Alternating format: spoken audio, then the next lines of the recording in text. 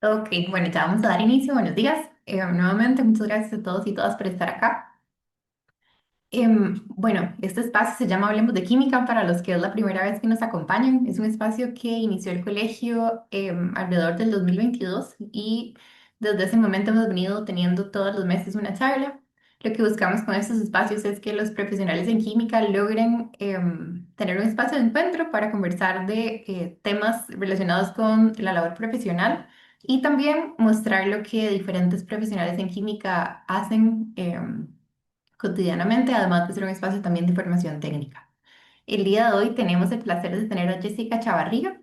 Ella nos va a hacer una presentación titulada Cómo construir un laboratorio confiable y preparado para crecer, claves para una gestión sólida y resultados consistentes. Jessica es licenciada en química, máster en gerencia de calidad, certificada en estructuración de alianzas público-privadas y gestión de proyectos. Actualmente es consultora senior en sistemas de gestión, con más de 20 años de experiencia en los sectores público-privados en Costa Rica. Ha participado en el desarrollo e implementación de sistemas de calidad, acreditación de laboratorios, fortalecimiento institucional y estructuración de procesos organizacionales. También cuenta con amplia experiencia en diferentes normas ISO, así como la incorporación de criterios ESG en modelos de gestión organizacional. Ha acompañado a diversas organizaciones con la implementación de sistemas de gestión, toma de decisiones basada en datos, optimización de sus operaciones y en la estructuración y ejecución de proyectos estratégicos. Entonces, Jessica, muchas gracias por estar acá. Bienvenido. Y bueno, el espacio es todo suyo. Nada más, antes de darle la palabra, les recuerdo que al final de la charla vamos a tener un espacio de unos 15 minutos para poder hacer todas las preguntas que podamos tener. Las pueden dejar en el chat y ir escribiéndolas conforme las vayan teniendo o las pueden guardar para el espacio del final, levantar la mano y hacerlas ustedes también utilizando el micrófono.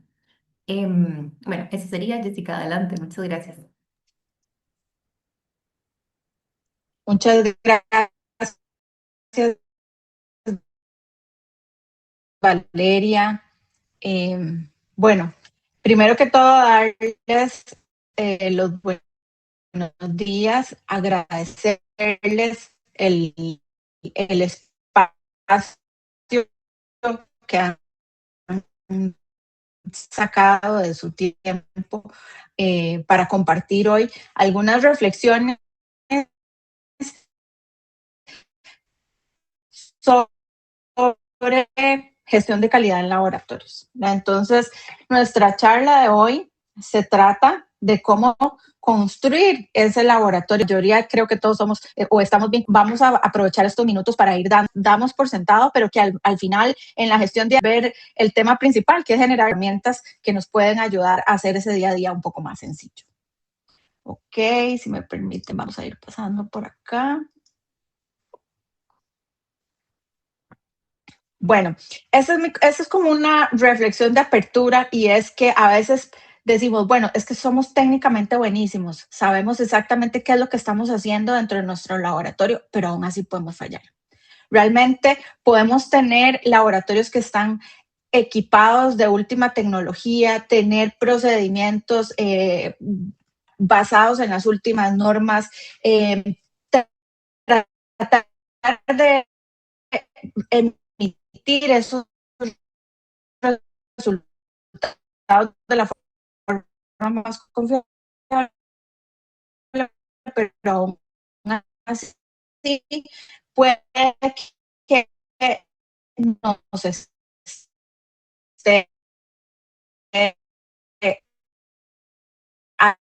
algo nos está afectando ahí y estemos teniendo Jessica, vieras que le estamos escuchando como cortado. problemas ¿Qué de me escucha? Ah, bueno. No sé si tal vez de podemos. gestión propiamente del laboratorio. Entonces, en ese sentido, yo quería, antes de iniciar, pues hacerles 3 preguntas básicas, de las cuales probablemente a lo largo de esta charla vamos a ir resolviendo y vamos a ir teniendo pues algunas respuestas. como un examen de conciencia, generando resultados. Tenemos que emito un ensayo que tal vez para poder revisar. Valeria, ¿me escuchas? Ahora se escucha un poco mejor, pero vieras que sí, lo estábamos escuchando como un poco retrasado. Entonces, no sé si tal vez podemos apagar las cámaras, bueno, la suya, para ver si se mejora la conexión y si puede retomar esta última idea, porque sí se escuchaba como, sí, como en delay.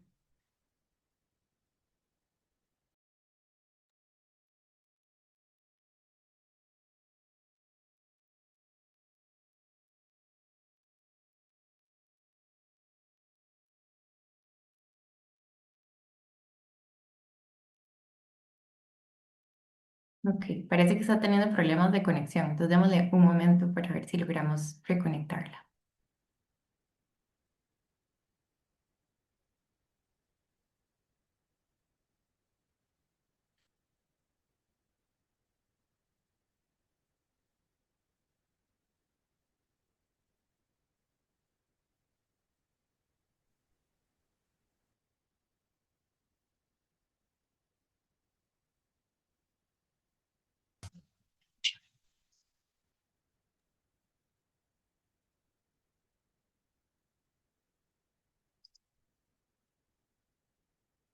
Ok, ya me cambié de conexión.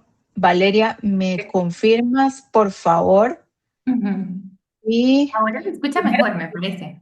Sí, ok, si se está compartiendo la presentación y si me escucho. se escucha mejor y todavía la presentación no, entonces creo que la tiene que volver a Ok, compartir. Ajá. perfecto, voy.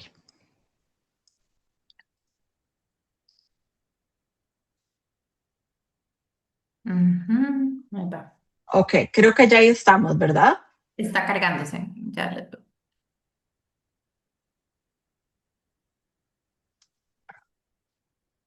ahora sí ya lo estamos viendo.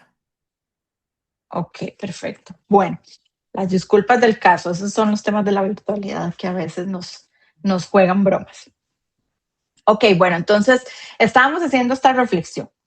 Si tenemos reprocesos frecuentes, no solamente me refiero al tema de que los resultados que estamos emitiendo en cuanto a los ensayos, sino a la gestión interna operativa de nuestro laboratorio.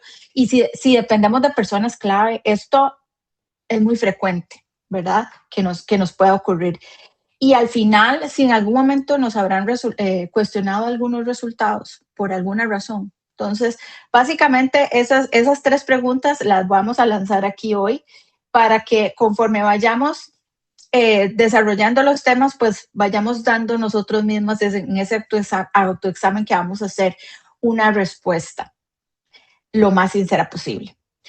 Y es que obviamente hoy día, en el contexto en el cual trabaja un laboratorio, independientemente de que seamos un laboratorio público, un laboratorio privado, un laboratorio de primera parte, de segunda parte, ¿verdad? Siempre vamos a estar presionados por los temas regulatorios que nos vayan a afectar. En principio tenemos clientes cada día más exigentes y hay una competencia que es creciente, ¿verdad? En ese sentido y que nos hacen tratar de pues apartarnos un poco de la forma clásica en que hemos venido operando un laboratorio para tratar de verlo un poco más con un tema de una visión de negocio y cómo podemos ir creciendo también en este campo. Eh, vamos a ir aquí. ¿Qué problemas, vamos a ver, tenemos que no son fáciles a veces de admitir? Precisamente, pues el hecho de que estemos utilizando alguna metodología que tal vez no sea la más apropiada o no esté adecuada o no esté actualizada, nos hace realmente a veces no estar seguros de si estamos operando nuestro laboratorio de la forma más eficiente posible y en general a veces llevamos años sabiendo esto o teniendo algún tipo de problemática al respecto, pero no nos hemos sentado como a hacer ese análisis, pues, concienzudo para poder determinar cuál sería la causa de nuestros principales problemas. Casos, entonces, como les decía Valeria en un principio, bueno, a lo largo de la trayectoria en la cual he estado acompañando organizaciones y laboratorios en lo que tiene que ver con implementación de sistemas de gestión, nos hemos encontrado pues, una serie de situaciones, ¿verdad? Que hemos ido tratando de ir resolviendo paso a paso, pero aquí yo les voy a traer tres de las cosas más frecuentes que podemos encontrar. Primero, la dependencia del personal clave.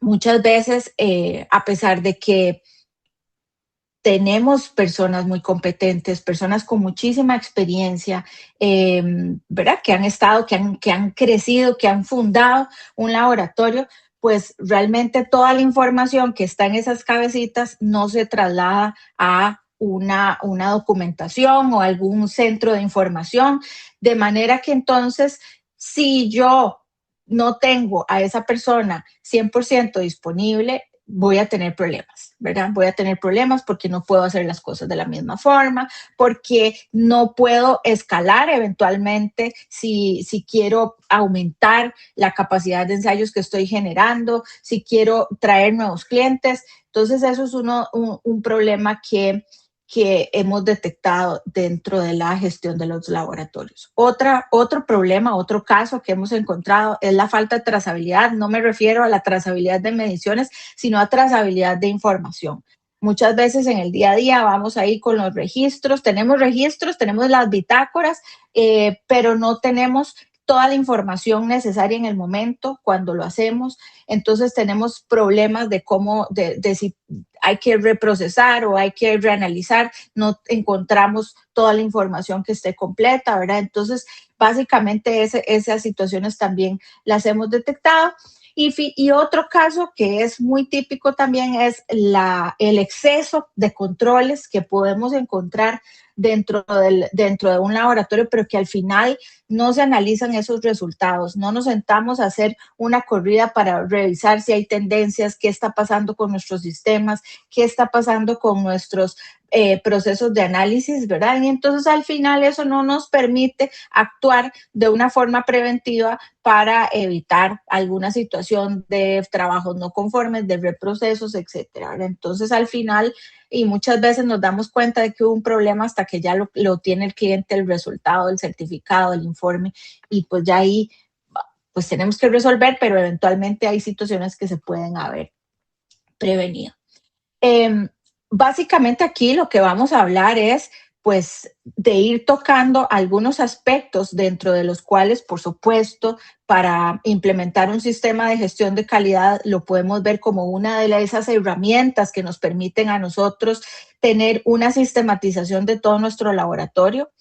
Yo voy a hablar de algunos aspectos que son importantes y que se consideran dentro de la gestión operativa de un laboratorio en el marco de una norma de referencia, ¿verdad? Que es la norma ISO 17025, que esta norma nos habla de todos los requisitos generales para lo que son la competencia de laboratorios de ensayo y calibración, dentro de los cuales pues estamos aquí inmersos muchos de nosotros y colegas químicos en el día a día de nuestra gestión.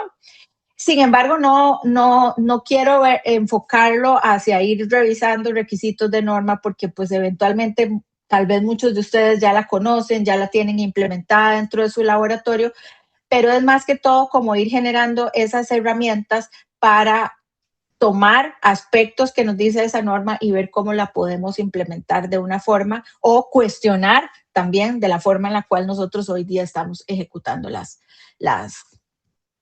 acciones. Entonces, una primera herramienta que tengo por acá yo la llamo un mapa de dolor, es exactamente poder identificar dónde me duele más, en qué parte operativa del laboratorio o estratégica del laboratorio tenemos más dolor, es decir, si eso está en el tema de los problemas con muestras, como si el laboratorio hace muestreo o no hace muestreo, si lo hace el cliente, si lo hago yo, tengo problemas ahí, cuál es el impacto que estoy teniendo sobre esos resultados. Si tengo el tema de la dependencia del personal clave y qué pasa cuando ese personal se me ausenta, cómo lo solvento o qué tengo que decirle a los clientes en ese sentido, no puedo entregarles esos resultados a tiempo. Métodos que no están tal vez actualizados, ¿verdad? Será esa parte donde más tengo problema, o la parte de equipamiento, tengo equipamiento que es acorde con lo que necesito o eventualmente ahí es donde tengo ese punto de dolor. O lo que hablábamos ahora al final, si tengo alguna serie de controles o exceso de control y que al final realmente no lo estoy utilizando y lo que estoy haciendo es desgastándome para poderme utilizar ese tiempo en otros temas que son más eficientes y que me van a ayudar a mejorar el laboratorio. Generalmente cuando un sistema tiene una falla, pues hay una historia ahí detrás, ¿verdad? Entonces, ¿qué es lo que qué podemos encontrarnos? Hay cosas a veces que uno dice, bueno, es que esto no puede estar pasando, pero realmente pasa y eventualmente aquí es porque nunca nos sentamos a preguntarnos qué es lo que pasa, por qué pasa y qué sistema es el que está fallando. Esas son 3 preguntas básicas que uno normalmente cuando tiene un problema debería hacérsela, pero eventualmente a veces no lo hacemos así tan sencillo que se escucha, pero no lo hacemos en ese nivel de profundidad. ¿Qué nos hemos encontrado? Un laboratorio entregando resultados diferentes, variando dependiendo de la persona que lo hace, ¿verdad? Esto al final, en un proceso de sistema de gestión, pues ahí me deja abrir a mí ver que existe alguna debilidad. Se supone que si yo tengo ya un proceso acreditado o un sistema, ensayos acreditados, esto no debería ocurrir. Sin embargo, créanme, en la vida real pasa. ¿Qué puede pasar aquí? Bueno, tengo un método que está documentado, ¿verdad? Pero eventualmente, y dependiendo del analista, ellos hacen algún tipo de adaptación y eso no se ha probado, no se ha medido, no se ha analizado y entonces eventualmente empezamos a generar resultados diferentes. Y al final nos vamos y nos damos cuenta hasta que ya nos llega, como les decía ahora, un ensayo que no es conforme o que el cliente no le parece o que me lo están cuestionando, ¿verdad? Específicamente. ¿Qué otro caso tenemos? Bueno, clientes inconformes porque no, tienen que, nos piden, qué sé yo, un ensayo para poder exportar un producto, una materia prima, garantizar un dictamen de conformidad. Eventualmente tenemos un tema ahí de no cumplimiento de regla de decisión y cuando me lo vienen a pedir una explicación no puedo generar y reconstruir el proceso y no puedo defender mis resultados. ¿Qué pasa con esto? Bueno, probablemente mi cliente se va para otro lado y yo me quedé ahí con este problema dentro de mi laboratorio donde no hemos hecho ese análisis exhaustivo para ver qué es lo que nos está sucediendo. Y un método aplicado incorrectamente, es decir, podemos tener una versión que no esté actualizada, que esto al final muchas veces nos confiamos de que como estamos utilizando una norma de referencia internacional, que es la base de mi método de ensayo, entonces que eso nunca cambia, entonces al final no tenemos ese mecanismo sistematizado de revisión, de actualización, y entonces decimos, no, lo estamos utilizando y cuando llega eventualmente un proceso de acreditación o de certificación, puede ser también, pues me doy cuenta y el problema se detecta hasta que ya llega esa auditoría externa, ¿verdad? Entonces, ¿qué tenemos que hacer o qué herramienta podemos utilizar? La más sencilla de todas y la que yo creo que desde que estábamos en la universidad nos enseñaban era el análisis de causas. Pero ¿qué es lo que nos encontramos día a día cuando estamos en un proceso por lo menos de evaluación de auditoría? En los laboratorios, bueno, nos encontramos no conformidades recurrentes. Entonces, recurrentes quiero decir que me encuentro el mismo problema en varias ocasiones. Entonces, ahí estamos diciendo, bueno, ¿qué está pasando con el análisis de causas? ¿Verdad? En un análisis de causas exhaustivo, bueno, generalmente pues hay técnicas, ¿verdad?, para poderlos ejecutar y documentar. Desde lo más sencillo, que puede ser una lluvia de ideas, una serie de preguntas, preguntarme qué pasó, por qué pasó, qué falló, ¿verdad? Y ir profundizando hasta otras metodologías de capa, de análisis de espina de pescado y otros que son ya más profundos para poderlo documentar. Pero, ¿qué es lo que hacemos si no nos podemos contestar las 3 preguntas básicas? Pues ahí probablemente ese análisis de causas y esa forma que yo tengo de poder solventar un problema, básicamente pues no va a tener el efecto que yo quiero, que es al final evitar que los fallos sean recurrentes. temas importantes que podemos enfocarnos acá cuando estamos haciendo un análisis de causas como tal, o cuando nos enfrentamos en el día a día a una situación de incumplimiento, de no conformidad. No tratar de personalizar, ¿verdad? Ni de verlo como que es que fue tal analista o fue el otro analista o este no quiere hacer las cosas. Siempre tratemos de ver qué es lo que en mi sistema está fallando. ¿Por qué si yo tengo una persona que no quiere ajustarse a las reglas o a la forma en la cual he determinado que se tiene que realizar un ensayo o una calibración o un proceso de medición, de determinación? ¿Por qué? ¿Qué es lo que nos está pasando con esa persona? Tratar siempre de tener esa mentalidad de transformación, es decir, qué condiciones estoy yo generando dentro de mi sistema para que estos errores se estén dando, ¿verdad? Esas preguntas abre a poder nosotros entender de una forma más general y de una forma de un panorama más exhaustivo y amplio dentro de mi operación, y no enfocarme en culpar personas. Obviamente, pues dependiendo del tipo de problema que yo haya detectado en esta gestión operativa en mi laboratorio, pues voy a tener que responsabilizar, ¿verdad? Pero en el sentido de que tenemos que implementar acciones y tengo que definir responsables.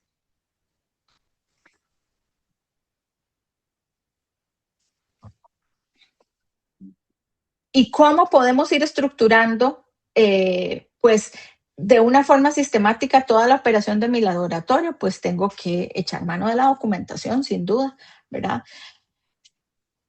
Sin embargo, les cuento esta otra situación que nos hemos encontrado también, un exceso de documentación. Entonces, cuando estamos empezando a implementar un sistema de gestión, generalmente pensamos que entre más documentos tengamos, eso va a ser más eficiente o va a ayudarnos a un mejor cumplimiento, ¿verdad?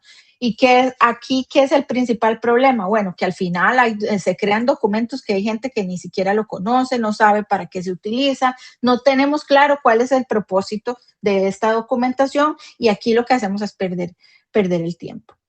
Entonces, siempre a la hora de generar un documento, pues que sí son importantes y son la evidencia de cumplimiento en general de cualquier sistema de gestión, pero me tengo que hacer 3 preguntas básicas.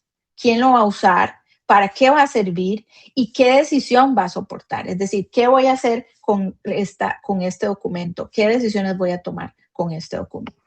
¿Ok? Esto me va a servir precisamente para poder tener una documentación que sea útil, que sea eficiente. Entonces, aplicamos ese filtro de valor, hacemos que revisamos consensudamente cuáles son los documentos que realmente nos están aportando y cuáles no. Esto en el entendido de que si ya tenemos un sistema documentado, podemos aprovechar y hacer una auditoría de documentos. Una auditoría no es nada complicado, sino una revisión de documentos donde vamos a aplicar ese filtro y vamos a tratar de mantener solo lo decisivo. Recordemos que de todas maneras un sistema de gestión siempre va a estar sujeto a mejora, entonces eventualmente siempre voy a poder tener formas de poder optimizar la documentación. De igual forma, conforme van cambiando los procesos, pues también yo tengo que ir haciendo ese proceso de actualización de la documentación. Y en el proceso de ensayo, recordemos que, bueno, cuando estamos hablando propiamente de la operación de un laboratorio, el proceso de ensayo es el core del negocio, ¿verdad? Es el proceso sustantivo, es lo que nos da vida. Entonces, ¿qué aspectos importantes tenemos que revisar acá con respecto a la ejecución propiamente? Pues tener un flujo que esté establecido claramente. Realmente, pues esto va a ser como muy sencillo de verlo, pero al final tal vez a veces no aplicamos los controles y los requisitos suficientes para poder asegurarnos que un ensayo va a tener un resultado final que sea confiable, pero recordemos que todo empieza desde la solicitud. Entonces, es importante donde podamos mantener la mejor claridad con respecto a los requisitos de la solicitud del cliente, tengamos ese proceso de revisión de la capacidad que tiene el laboratorio para poder entregar ese resultado, y ya con eso, básicamente hemos hecho casi que el 50% del trabajo, ¿verdad? ¿Por qué? Porque ya después lo que vamos a corresponder es recibir esa muestra, recibir ese ítem que vamos a tener que evaluar, hacer esa ejecución de ese ensayo y emitir ese resultado con una serie de aspectos que también tenemos que considerar y darle soporte, pero la solicitud como tal es uno de los puntos de entrada más importantes del proceso de ensayo. ¿Qué aspectos nos podemos cuestionar cuando estamos haciendo una revisión de solicitudes? En ese sentido, si estoy aplicando la norma 17025, ahí hay requisitos específicos que se me van a solicitar con respecto a cómo yo como laboratorio garantizo que tengo esa capacidad de poder ejecutar esos ensayos como tales, pero es importante plantearnos estas 4 preguntas. Entiendo qué me está pidiendo mi cliente, tengo una claridad sobre cuál es el alcance de lo que me están solicitando, tengo capacidad técnica, es decir, tengo la gente, tengo los métodos, tengo el equipo, tengo los patrones, tengo los reactivos, etcétera. Mi método aplica, o sea, método que ya yo tengo instaurado dentro de mi laboratorio es el apropiado para ese ensayo, y si mi ámbito o rango de medición pues está cubriendo lo que eventualmente mi cliente me está pidiendo. Pasa muchas veces que puede que esto no suceda, pero que sin embargo yo puedo estar segura de que puedo hacer alguna serie de ajustes dentro de este rango de medición que tengo yo instaurado en mi laboratorio y poderlo ampliar, ¿verdad? Pero eso siempre va a estar sujeto a que yo haga una serie de ajustes en la validación como tal. Pero entonces, estas 4 preguntas validan si yo puedo aceptar o no de una forma adecuada una solicitud de un servicio del cliente. ¿Qué evitamos contestándonos de previo a estas preguntas? Bueno, tener resultados de ensayos inválidos, ¿verdad? Porque los trabajos fueron ejecutados a pesar de que no tenía yo forma de demostrar que sí tenía la capacidad técnica para poderlo hacer. Evitamos la repetición de ensayos, ¿verdad? Y por ende, pues el gasto de recursos como tal y los malentendidos con el cliente, ¿verdad? Que esa parte, pues también es importante que tengamos buenas relaciones con nuestros clientes. Sobre el tema, aquí importante, que es lo que nos va a dar soporte a los métodos de ensayo que tenemos instaurados en nuestros laboratorios como tal. Vamos a ver aquí aspectos relativos a lo que tiene que ver con la validación de métodos, la incertidumbre de la medición y la parte de aseguramiento de validez de resultados. Si ustedes están revisando la norma 17025 como tal, ustedes van a encontrar que para cada uno de estos aspectos la norma nos da requisitos claros de los cuales tenemos que pues demostrar competencia.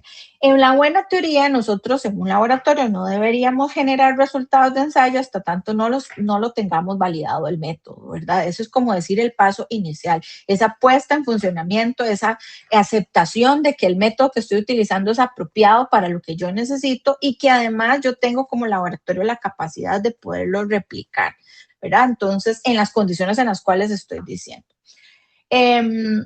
Vamos a ver, aquí nos hemos encontrado alguna serie de situaciones con respecto a el entendimiento del concepto de validación como tal. Y yo les comento que en mi experiencia como auditora, como implementadora de sistemas de gestión, esto es una de las debilidades más grandes que tienen los laboratorios hoy día. ¿Qué es lo que pasa? Que no estoy entendiendo específicamente qué es la validación y cómo la tengo que hacer.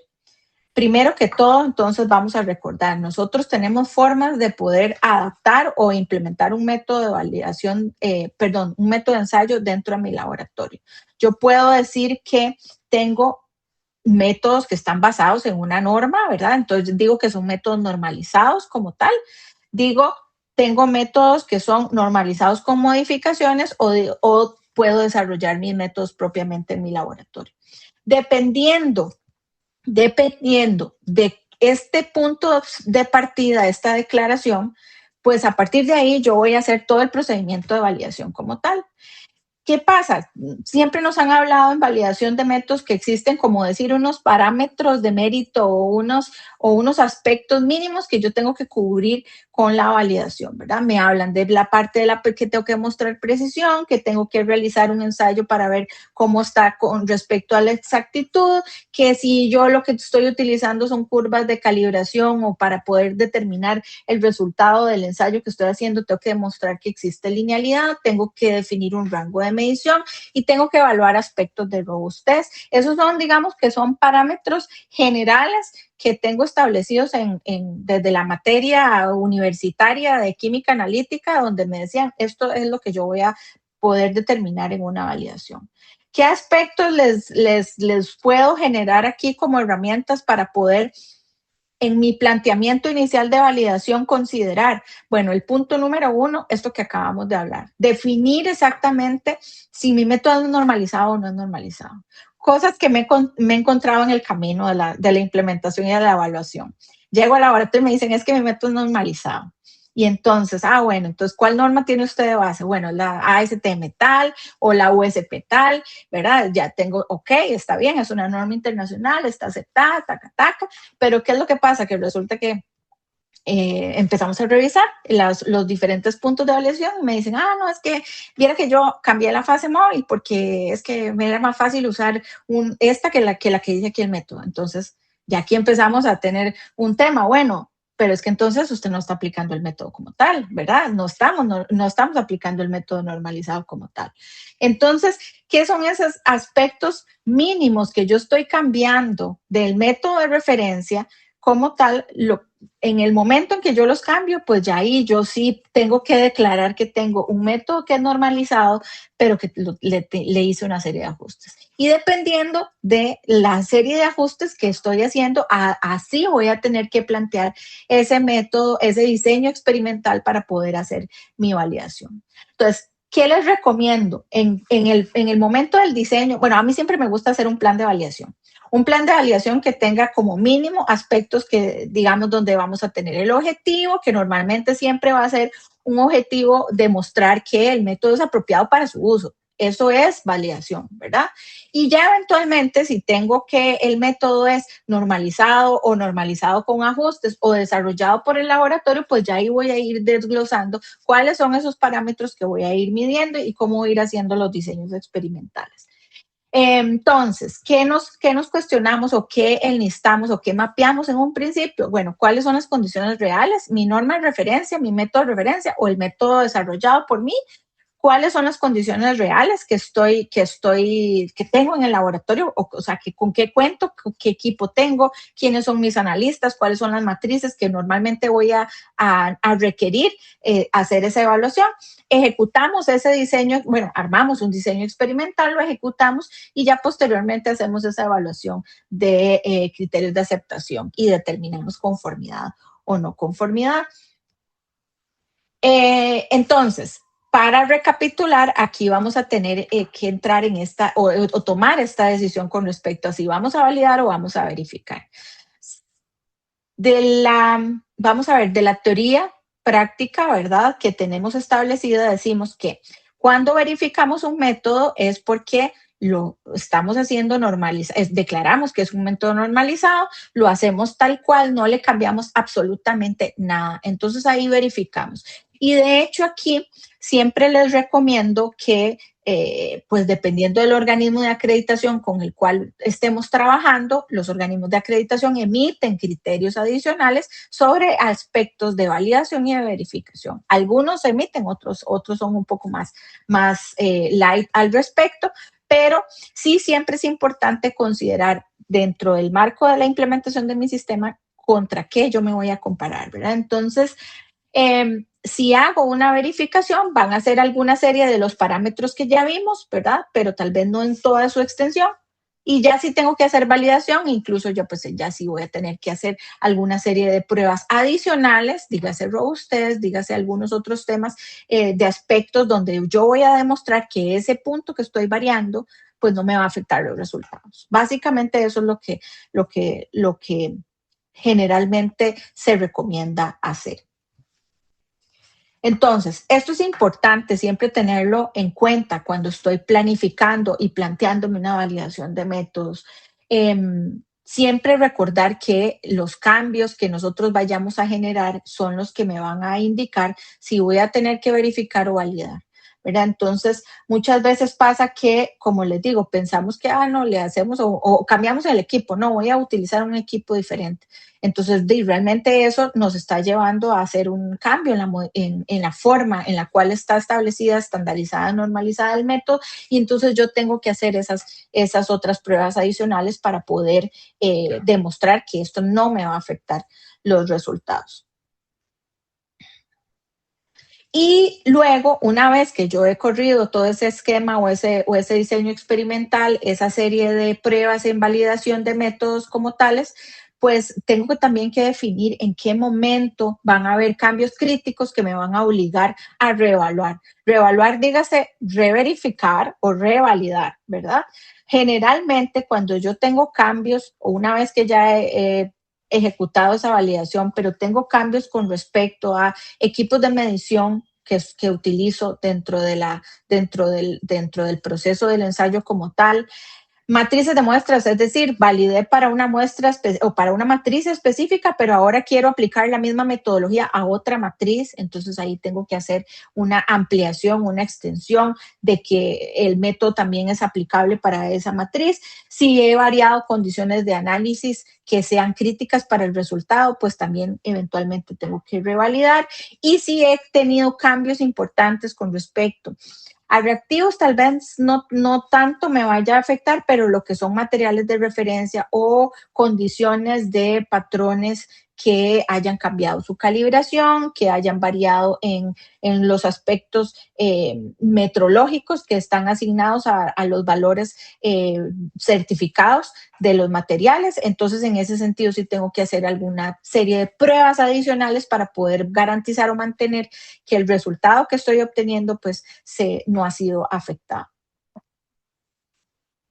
Entonces, aquí, pues, es importante nuevamente dar como un refuerzo de la parte de verificación general, verificación versus validación. Verificar en ese sentido lo que hacemos es confirmar que este método va a funcionar correctamente en el laboratorio sin cambios con respecto a esa referencia original. Dígase ese método normalizado que yo estoy utilizando como base, y en la validación vamos a demostrar que ese nuevo método o esas modificaciones en general son aptos para su uso previsto. Otra cosa importante, y es que siempre que vayamos a generar un informe de validación, por más obvio que nos parezca, al final siempre pongámosle una conclusión. Y esa conclusión es, de acuerdo a el análisis que se ha realizado de los parámetros de desempeño con los criterios de aceptación, se evidencia que el método es apto para su uso. Realmente esa es la conclusión como tal, y eso es el objetivo que buscamos con una validación, pero para que eso quede explícito dentro del informe de validación, siempre es importante tener una declaración. Algunos criterios de los entes de acreditación lo piden explícito como tal, otros pues no lo hacen tan explícito, pero sí siempre es importante para nosotros como buena práctica incluirlo dentro de nuestros informes de validación. Con respecto al tema metrológico, dígase trazabilidad de las mediciones y la parte de determinación de la incertidumbre. ¿Qué aspectos nos hemos encontrado dentro de la gestión de los laboratorios que realmente no le están agregando valor con respecto a la parte de trazabilidad? Bueno, que nos encontramos los resultados de calibración de los equipos que son críticos que utilizo para emitir el resultado, que están totalmente desconectadas del resultado que estoy generando, ¿verdad? O del análisis. Primera situación, se estima incertidumbre, calibramos los equipos, pero esta incertidumbre no es trasladada al resultado final, entonces no lo usamos como una referencia en los informes que estamos emitiendo, y si emitimos evaluación de conformidad tampoco hay. Otro aspecto que hemos encontrado también, que los certificados de calibración no se revisan para entender si ese error que me está dando o ese valor o ese resultado de calibración me va a afectar a mí en el resultado que estoy dando dentro de mi laboratorio. Y otro aspecto también que hemos encontrado es tomar decisiones de conformidad sin considerar los resultados cuando están asociados a un valor de incertidumbre. Entonces, aquí, pues al final siempre es importante como laboratorio tener esa conciencia de hasta dónde yo necesito estimar e incluir los resultados o emitir resultados con una incertidumbre asociada. A veces mi cliente no me lo pide, pero yo como laboratorio la determino. Entonces, es decir, ¿para qué la voy a utilizar? Si me va a servir para tomar alguna serie de decisiones o no me va a servir. ¿Qué herramienta aquí les puedo recomendar? Bueno, generalmente cuando estamos hablando de trazabilidad de las mediciones, control metrológico y esta estimación de incertidumbre, pues lo que hacemos es que mapeamos hacemos un inventario o una lista o una base de datos donde tenemos ahí todos los equipos críticos y ahí llevamos nuestro plan de calibraciones. Que la norma como tal nos pide mantener un plan, que todos los instrumentos que van a ser involucrados o que están considerados dentro del resultado del ensayo tienen que tener calibración, tienen que ser dada esa calibración a través de un tema de trazabilidad al sistema internacional, pero entonces aquí sí es importante que nosotros tengamos mapeado cuál es el impacto que ese equipo de medición va a poder tener en el resultado final que estoy reflejando.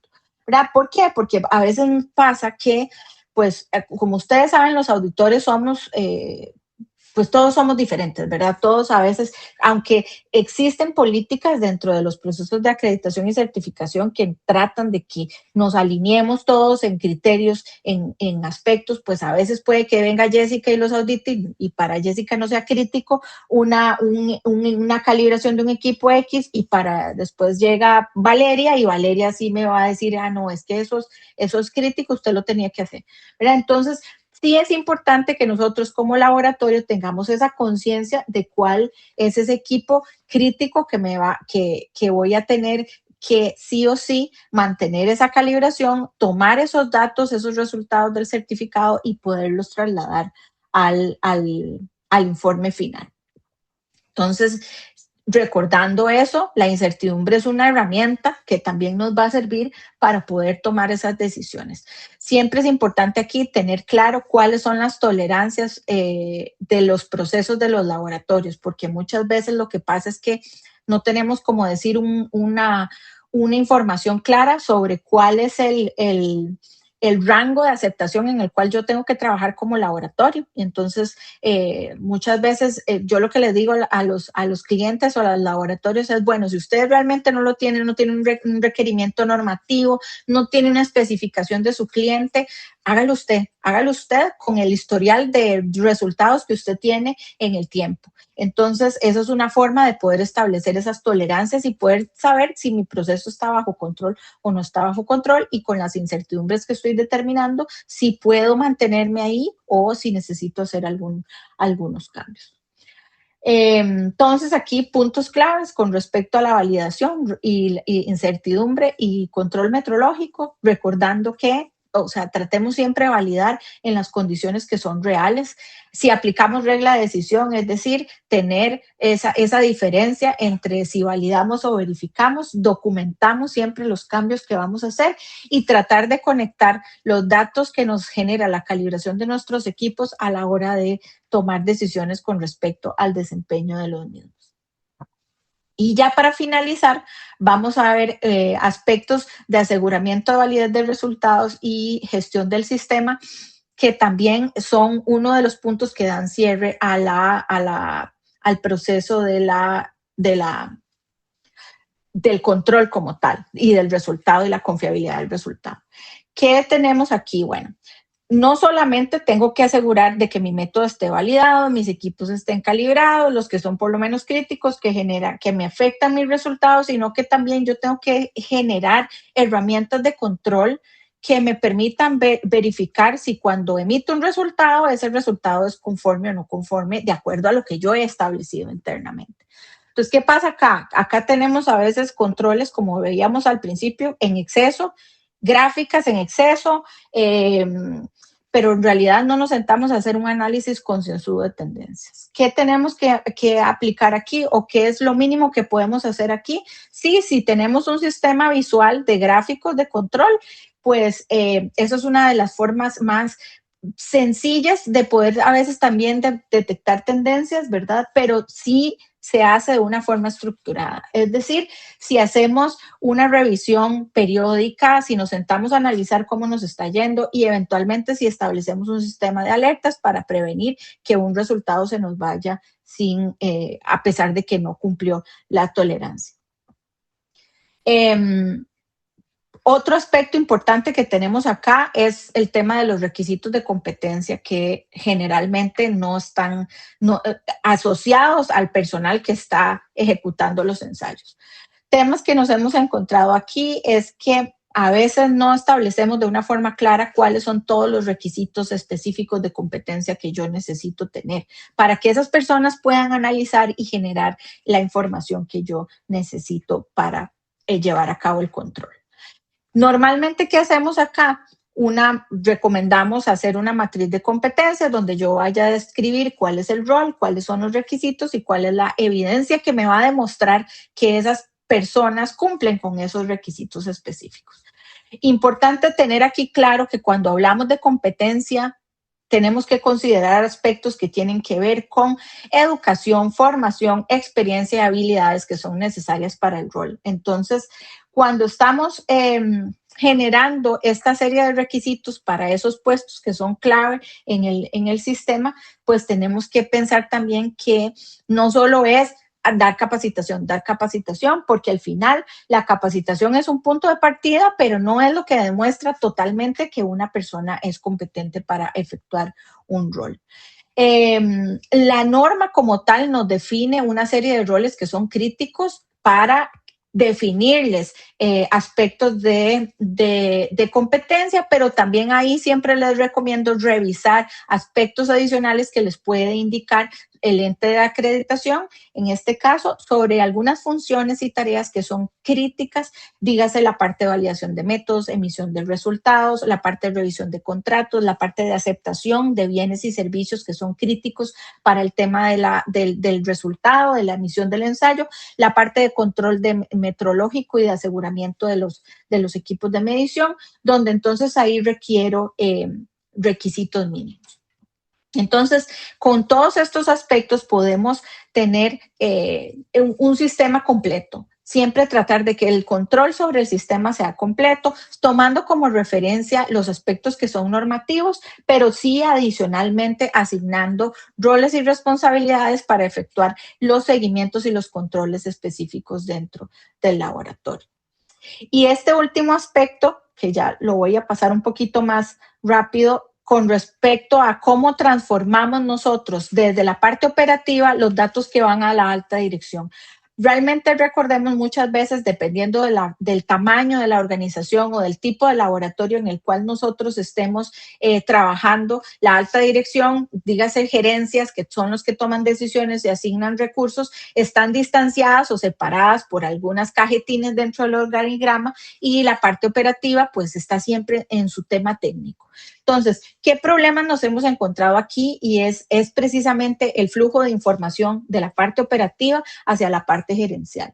Aquí voy a echar mano de la importancia que tiene el rol de los que son encargados del sistema de gestión de calidad, porque básicamente ellos son como esa pieza clave de traducción entre toda la parte operativa o los resultados de los ensayos, la parte técnica, que es lo que le está dando vida a la organización, al laboratorio, para que la gerencia lo pueda entender. Entonces, un tip para pasar siempre de lo que son datos técnicos a datos que van a impactar en el negocio. Cuando hablamos de errores, tratemos de transformarlo en temas de costos para que la alta dirección lo pueda entender de una forma más explícita. Si hablamos de reprocesos, traduzcamos esto a temas de eficiencia, cómo esto va a conectar con los objetivos de la organización. Y cuando hablamos de desviaciones o no conformidades, tratemos de traducirlo en temas de riesgo reputacional, riesgo económico. Esto para poderlo pues presentar de una manera más efectiva a la alta dirección. Yo les recomiendo aquí siempre tratar de que los aspectos técnicos puedan ser alineados o resumidos o englobados en unos 3 a 5 indicadores que sean estratégicos para poderlos presentar a la alta dirección y que pues ahora hoy día tenemos herramientas de tableros de indicadores que son sumamente visuales y son sumamente fáciles de poder interpretar. Entonces, eso es una forma de poder llevar la información técnica a la alta dirección para la toma de decisiones. Importante siempre tener en cuenta, el sistema solo funciona si todos entienden cuál es su parte dentro de cada una.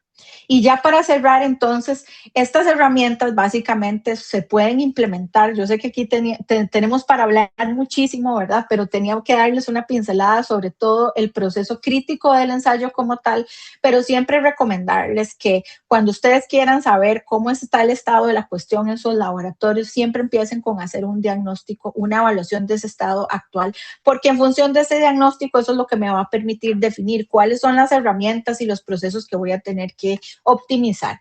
Y ya en función de eso, establecer planes de acción, poder asignar responsables, poder pues hacer toda la parte de ejecución y tener una mejora continua ya en los procesos de revisión como tal.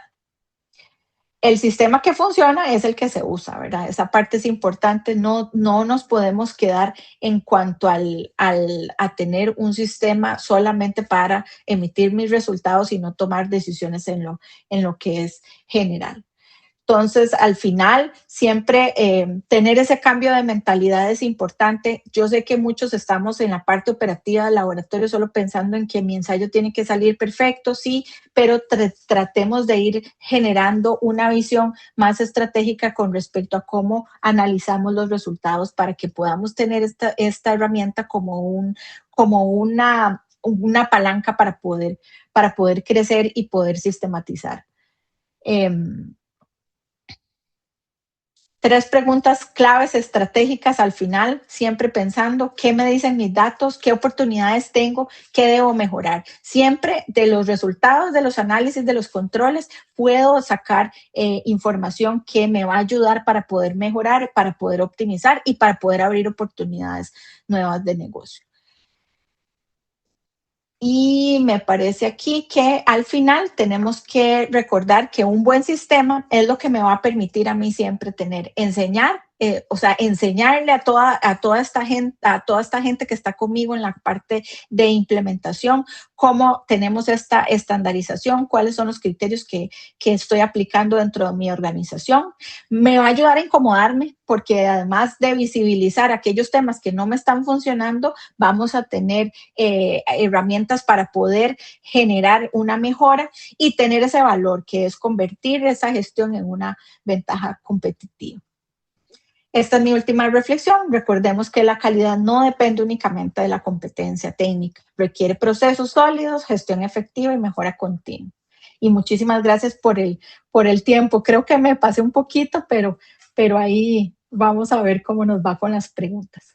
Muchas gracias, Jessica, y no se preocupe por eso. Bueno, por acá tenemos algunas preguntas, entonces les recuerdo que abrimos el espacio de preguntas. Pueden indicarnos alzando la mano que quieren hacer alguna pregunta y les damos la palabra, o si no, también la pueden poner por el chat. Acá Beatriz primero nos había preguntado, ¿ese historial es solo de la validación o puede ser la validación más los controles de los análisis? Me imagino que se refiere al historial que podemos utilizar para poder determinar las tolerancias de proceso dentro de un ensayo específico.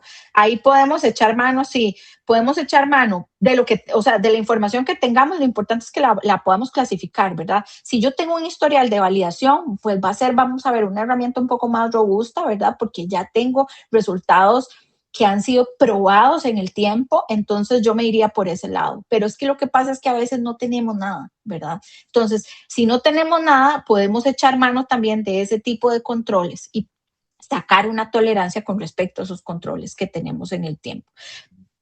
No recomiendo mezclarlos, ¿verdad? O sea, si nos vamos por validación, entonces los consideramos con datos de validación y si no, lo podemos sacar con los controles. Y ahí sí, ese historial dentro de los controles lo voy a incluir dentro de una nueva validación y ahí puedo ir construyendo ya una nueva forma de estimar esa tolerancia de proceso. Perfecto, muchas gracias, Jessica. Bueno, Mónica también nos dice que muchas gracias y bien planteado el tema. Bueno, todavía tenemos espacio para algunas otras preguntas en caso de que el público tenga. Este es el momento. Por mientras, a mí me gustaría, Jessica, preguntarle, bueno, creo que es un tema que está muy en boga últimamente, es el tema de la inteligencia artificial, ¿verdad? Entonces, Ujú. quería preguntarle justamente cómo usted ve a lo largo de, bueno, de la experiencia que ha tenido y lo que nos expone, cuál podría ser como justamente ese impacto de la inteligencia artificial en la transformación de la gestión de los laboratorios en los próximos años. ¿Cuáles son tal vez Ujú. los riesgos que pueden existir, pero también las ventajas que puede traer? Gracias, Valeria, esa pregunta está buenísima. Vean, yo soy una fan de la inteligencia artificial, o sea, y yo pienso que para nosotros en nuestra gestión de laboratorios va a ser una herramienta importantísima, solamente que sí tenemos que aprender a darle un uso adecuado. De hecho, si, bueno, los que tal vez estén un poco más actualizados en cuanto a la actualización de normas, la ISO acaba de emitir una actualización de la ISO de la norma 19011, que es la norma de auditorías de sistemas de gestión. Ya esa norma viene con la incorporación de aspectos de inteligencia artificial. ¿Qué nos está diciendo a nosotros los que estamos haciendo auditorías en sistemas de gestión? Que podemos utilizar la herramienta de inteligencia artificial, pero no tanto usarla, sino más bien nosotros aprender como auditores y evaluadores y entender cómo la organización que yo estoy auditando la está utilizando para definir aspectos operativos. Entonces, ¿qué quiere decir eso? Que yo como auditora no te puedo decir, no uses inteligencia artificial en un proceso. Claro, tenés que usarla y tenés que optimizarla y tenés que tratar de echar mano de la mejor herramienta posible. ¿Qué tenemos que asegurarnos nosotros? ¿Qué tenemos que asegurarnos nosotros? Que si la organización o el laboratorio está utilizando inteligencia artificial, dígase, qué sé yo, para análisis de tendencias, para construir gráficos de control, para llevar a cabo, no sé, bancos de datos, de resultados de calibraciones. Pero ¿qué nos tenemos que asegurar nosotros también como laboratorio? Que la gente que está detrás de esa inteligencia sepa cómo interpretar los resultados que me está dando esa inteligencia. Porque ahí te voy con los riesgos. Los riesgos van a ser específicamente eso, que la gente cierre los ojos y le haga 100% caso a lo que me está diciendo esa inteligencia específica, ¿verdad? Entonces, es eso, es echar mano de las herramientas, por supuesto que sí, pero sí bajo un esquema de que tenemos que recordar, por lo menos por ahora, que no le podemos creer 100% a lo que nos dice la inteligencia artificial. Todo eso tiene que ser analizado, restaurado, corregido si se desea, ¿verdad? Para poder tener resultados que nos van a ayudar y a presentar los resultados ante nuestros clientes. Uh-huh. Perfecto, muchas gracias. Sí, creo que Beatriz también aquí, siguiendo esta conversación de la inteligencia artificial, me parece, pregunta que qué programas recomienda y en qué aspectos se pueden aplicar. Bueno, ahí creo que ya respondió. Programas como programas de inteligencia artificial, ¿será? O herramientas de inteligencia artificial. Yo me imagino, Beatriz, si usted nos pudiera Sí, aclarar ok, también, por Beatriz. favor. Bueno, vean, realmente esto ha sido un tema muy de que todos los que estamos en el ámbito estamos en el proceso de construcción. Ahorita yo he visto organizaciones que están utilizando pues Claude, que es más como decir, eficiente para todo lo que es la generación de hojas de cálculo, la parte de generación de gráficos, incluso los análisis, ¿verdad? Hay organizaciones que lo están utilizando incluso para temas administrativos, financieros, etcétera, ¿verdad? Entonces, esa es una buena herramienta. Hay algunos software ya de LIMS de laboratorio, vamos, ya hablando específicamente de lo que son sistemas de gestión aplicados al management del laboratorio, que son los que llaman LIMS, donde ya ellos le están incorporando herramientas de inteligencia artificial dentro de su proceso. Yo pienso que tener la parte de automatización, la parte de tecnología aplicada a nuestro laboratorio, pues es una maravilla, es de las mejores cosas que nos puede pasar. Sé que dependiendo del laboratorio en el que estemos, a veces es una inversión costosa, no todos la podemos aplicar, ¿verdad? Pero yo les diría, bueno, si tienen recursos, busquen un LIMS que venga ya con las APIs de inteligencia artificial. Pero si no lo tienen, también podemos ir echando mano de las herramientas que son un poquito menos costosas, dígase ChatGPT, dígase Claude, la van entrenando y le van dando todo el contexto. Eso sí es importante. Toda la parte de cómo entrenarlo es importante para que se pueda siempre manteniendo aquella línea en cuanto a lo que es confidencialidad y lo que no, ¿verdad? Porque también hay un tema de seguridad de datos. Entonces, esos temas pues sí son también para otra charla, yo creo. Claro. Bueno, muchísimas gracias, Jessica. Creo que ya esto sería el cierre de la charla del día de hoy. Bueno, acá en todo caso, Jessica nos dejó su correo y también su cuenta de Sí, LinkedIn, por si acaso gustan también sí, hacer consulta directamente a ella. Como les comentaba por el chat, la sesión de hoy va a quedar grabada y la pueden encontrar en nuestro canal de YouTube, el canal de YouTube del Colegio de Químicos, donde ahí tenemos todas las charlas que hemos hecho de Hablemos de Química. Entonces, nuevamente muchas gracias a Jessica por la charla y por este tema tan relevante para los laboratorios. Y recordarles que este es un espacio que se hace mensualmente, entonces eso quiere decir que en agosto también tendremos una charla, lo hacemos siempre en la última semana de cada mes. Y nada más quería aprovechar que estamos aquí todos para presentarles a Gabriel Fuentes, que él va a ser la nueva persona que se va a quedar a cargo de la coordinación de las comisiones y el desarrollo de la profesión. Entonces a él lo van a ver en este espacio a partir de agosto también, presentando las charlas de Hablemos de Química y está disponible también para cualquier consulta y demás que todos los colegiados y colegiadas tengan. Entonces, Gabriel, nada más rapidito, si gustas presentarte. Sí, muy rápidamente. Bueno, mi nombre es Gabriel Fuentes, ¿verdad? Ya vale, me quitó todo el guión. Pero sí, aquí yo voy a estar para ayudarles y a partir del próximo mes yo voy a ser quien coordine todo el tema de la charla de Hablemos de Química. Entonces cuenten conmigo para lo que sea que necesiten y pueden encontrarnos así en los canales oficiales de Facebook, Instagram o LinkedIn. Ahí me pueden contactar y yo con mucho gusto les atiendo. Muchas gracias, Gabriel. Y también recordarles que este es un espacio abierto a todos los colegiados y colegiadas, lo cual quiere decir que si ustedes quieren presentar una charla, una ponencia, nos pueden contactar y con gusto hacemos el espacio para que puedan hacerlo. Bueno, nuevamente, Jessica, muchas gracias por su tiempo y la presentación, a todos por conectarse, que tengan un bonito resto del día y nos estamos viendo. Hasta luego. hasta luego, muchísimas gracias. Hasta luego.